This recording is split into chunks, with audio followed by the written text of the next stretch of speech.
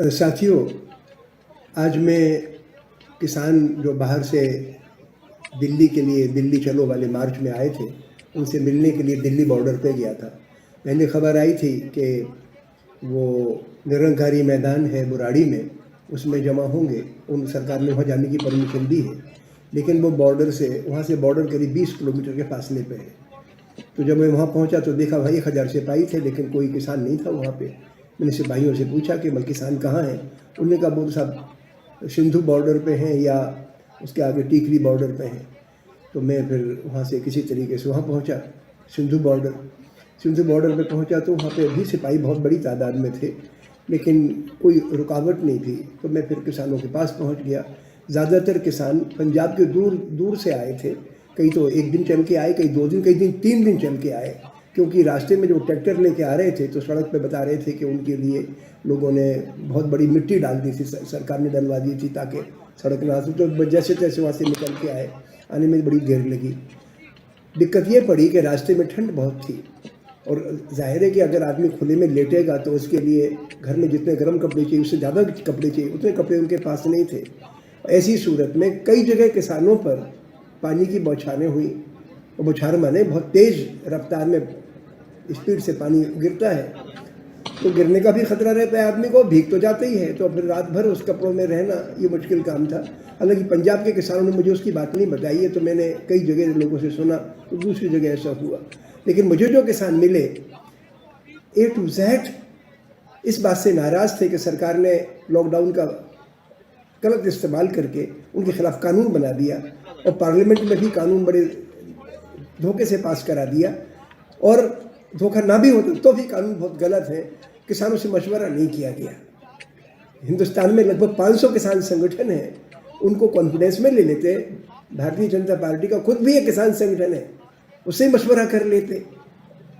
लेकिन उनका तो चूंकि वे खास पॉलिटिकल पार्टी से जुड़े हुए हैं, तो उनमें अपनी बात किसानों के हक में कहने की उतनी ताकत नहीं है। लिहाजा दूसरी पार्टियों से जुड़े जो संगठन है, वो ज़्यादातर संगठन तो किसी पार्टी से नहीं जुड़े हैं, उनसे सरकार को मशवरा करना चाहिए था।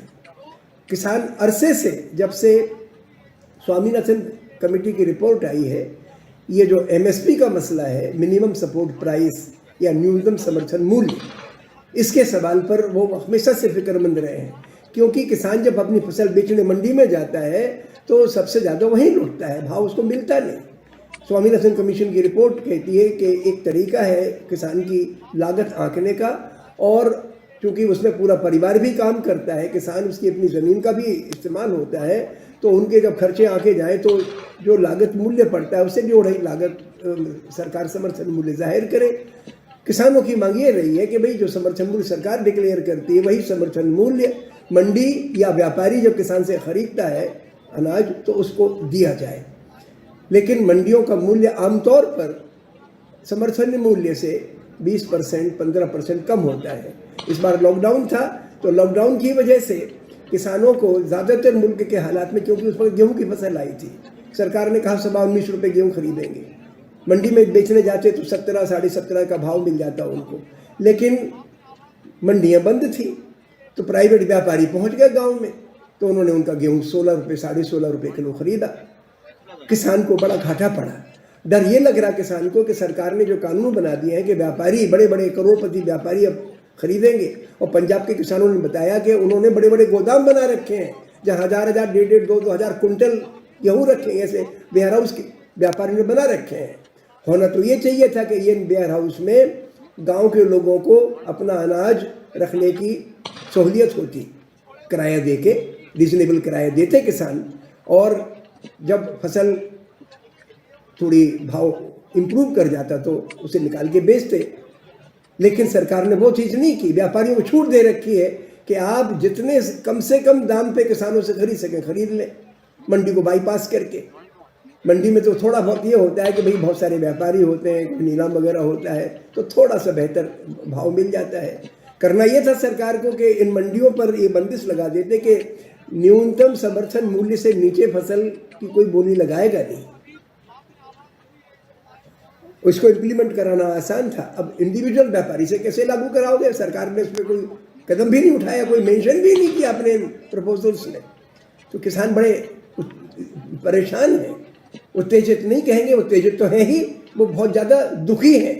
और दुखी होकर किसान 3-3 दिन का सफ़र करके, 2-2 दिन का सफ़र करके, ट्रैक्टरों की ट्रॉली में बैठना आसान नहीं होता। आप बस में बैठ के देखो, ट्रॉली में बैठ के देखो, पूरा शरीर हिलता है। और ऊबड़ खाबड़ रास्ते से आना पड़ जाए तो और मुश्किल। कितनी तकलीफ उठा के आए और भरोसा नहीं कि कब लौट के जा पाएंगे। खाने पीने का क्या था, वहाँ पे कुछ लंगर लगा रखा था लोगों ने, तो लंगर लगा के उनको क्या मिल रहा था, 4-4, 5-5 पूड़ियाँ और बिल्कुल पतली सी आलू की सब्जी, इतना ही तो था। तो बेचारे किसान भी इंसान हैं, अपने मुल्क को अन्नदाता हैं, अनाज पैदा करके मुल्कों को खिला रहे हैं, प्रधानमंत्री को भी खिला रहे हैं, मंत्रियों को खिला रहे हैं, सब नेताओं को खिला रहे हैं, और उनके बारे में इतनी गैर जिम्मेदाराना सोच कि हम उनसे बात नहीं करनी, बल्कि इतना उल्टा सोच पैदा कराया जा रहा है कि जब मैं पढ़े लिखे लोगों से बातचीत करता हूँ तो वो कहते हैं किसानों की भी इतनी अच्छी हालत है और फिर भी ये उधम मचा रहे हैं, उनको कोई बरगल आ रहा है। अरे भाई, बात करके तो देख लो जाके। अपर से अपर किसान में भी समझ है कि कौन बात उसके हक में है, कौन उसके खिलाफ है, कौन देश के हित में है, कौन देश के खिलाफ है। उसमें कम अकल नहीं है। बड़े बड़े पढ़े लिखे विद्वानों से, प्रोफेसर ज्यादा अकल है हमारे देश के किसान में। छल कपट करने की चालाकी जरूर नहीं उसमें है। लेकिन मुझे खुशी इस बात की है कि किसानों में अपनी बात को सलाहियत से रखने की, समझदारी से रखने की समझ है। और अच्छी बात ये हुई कि जब मैं वहाँ से निकल के आ रहा था तो मुझे 4-5 स्टूडेंट्स मिल गए, दिल्ली यूनिवर्सिटी में काम पढ़ते हैं, वकालत की पढ़ाई कर रहे हैं। उनमें एक लड़की भी थी। मुझे खुशी हुई कि ये बच्चे उनका दुख दर्द बांटने गए। मीडिया वाले, बड़े बड़े चैनल वाले तो मुझे नज़र नहीं आए, लेकिन छोटे छोटे चैनल वाले, छोटे छोटे प्लेटफॉर्म वाले लोग वहाँ पे अपने छोटे छोटे कैमरे लेके उनसे बातचीत भी कर रहे थे। तो ये भी मुझे अच्छा लगा कि अभी देश जिंदा है। लेकिन देश दरअसल जिंदा इसलिए है कि ये किसान अपनी बात सरकार के सामने रखने के लिए और शांतिपूर्वक रखने के लिए, किसी किस्म की कोई धींगा मस्ती, उपद्रव, गाली गलौज नहीं है उनकी तरफ से। उनके बीच बीच में माइक वाइक से स्पीच भी कुछ लोग कर रहे थे, बहुत संयत भाषा में बोल रहे थे। ज़्यादातर लोग जो आज मुझे मिले वो पंजाब से आए थे और बता रहे थे कि जब वो हरियाणा में होके आ रहे थे तो हरियाणा के लोगों ने करनाल में, पानीपत में और दूसरी जगहों पे उनकी मदद की, पानी पिलाया, शरबत पिलाया, खाना भी लोगों को सर्व किया।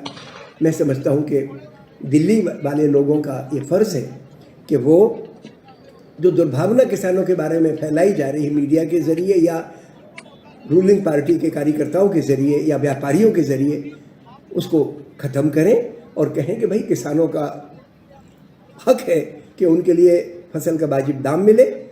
आज किसानों की एवरेज आमदनी प्रति परिवार, प्रति व्यक्ति की राष्ट्रीय औसत का 1/6 या 1/4 है। उनको भी हमारे बराबर आने का हक है। पढ़े लिखे लोगों को जो तनख्वाह मिलती है उसके बराबर उनको भी आने का हक है, उनके बच्चों को भी पढ़ने का हक है। इसके साथ में एक बात जरूर मैं किसानों के साथ जोड़ता हूँ कि आप लोग फसल के दाम के साथ साथ गाँव को स्वावलंबी बनाने के, गाँव के पंचायत हकों को हासिल करने का भी आंदोलन चलाएं, उसको जोड़ लें ताकि गांव अपने पांव पे खड़ा हो। ये मेरी एक और लोगों से अपील है। और एक बात और कि ये आंदोलन बाकी आंदोलनों से जुड़े। जैसे दिल्ली में नागरिकता के सवाल पे एक आंदोलन चला, अगर नागरिकता के आंदोलन में शरीक होने वाले जो बेटियां थी, हमारी बहनें शाहीन बाग की और दूसरे इलाकों की, वो भी इसमें शरीक हो जाए। और आइंदा जब उनका आंदोलन चले तो ये हमारे किसान और विद्यार्थी भी शरीक हो जाए। हमारे शिक्षकों ने पिछले साल अच्छा आंदोलन खड़ा किया था एक टेम्परेरी टीचर्स को रेगुलर बनाने के सवाल पर, वो टीचर भी इसमें शरीक हो जाए। तो इस तरीके से जनता एक दूसरे से जुड़ जाए। किसानों का हित विद्यार्थियों से अलग नहीं है, नागरिकों का हक किसानों से अलग नहीं है। ये सब मिलजुल के काम करेंगे तो हमारे देश की शक्ल बदलेगी। बहुत बहुत शुक्रिया।